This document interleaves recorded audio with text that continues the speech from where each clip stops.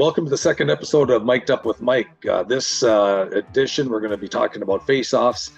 And what we're going to do is cover some face-offs in the NCHC and explain to you why the NCHC is one of the tougher leagues that on face-offs in the country. Believe you me, when I'm in the rinks, I hear the fans yelling, "Drop the puck." They yell to the linesmen, "We're not here to watch you tonight."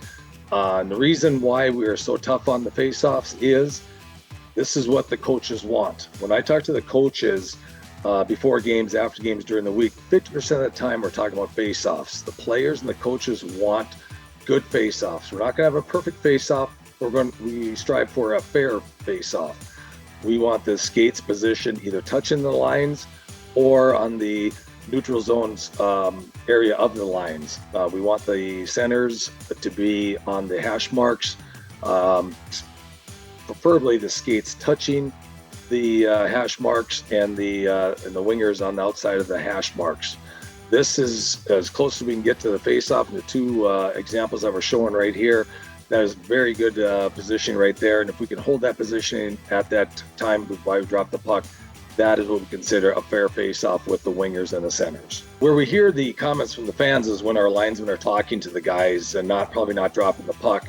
And again, we're trying to get that fair face-off. So this clip here shows linesmen going in, talking to the centers. He could be telling the center that, "I want you to pause when you come down. I want that stick to be in the white.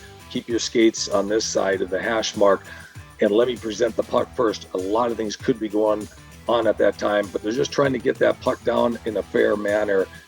And as I talked about, we want the wingers to be outside of those hash marks and outside the circle.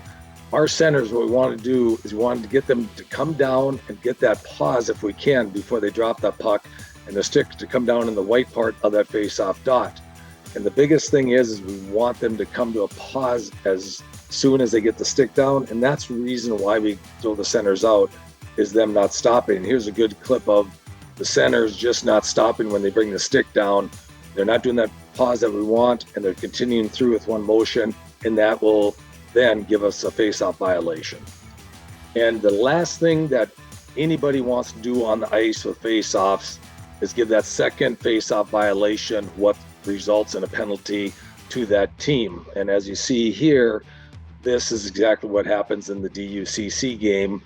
And what happens is DU has already been given a warning that is not on this clip.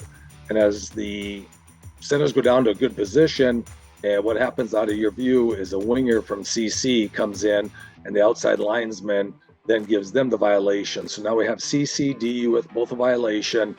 And before the linesman can get that puck down, when you start to present it, that's when the DU player comes across. And it's very obvious that he came across before the puck was down. That results in a second violation, and that is a minor penalty in the NCAA. And that is something that we do not want to do. And that's why we talk so much to the centers before that, and we want them in good position so this does not happen. And this happens very, very rarely throughout the season, but it does. Thanks for joining this episode of Mic'd Up with Mike. Again, as usual, put your comments below, and we will try to cover those comments the best that we can, and have a great holiday season.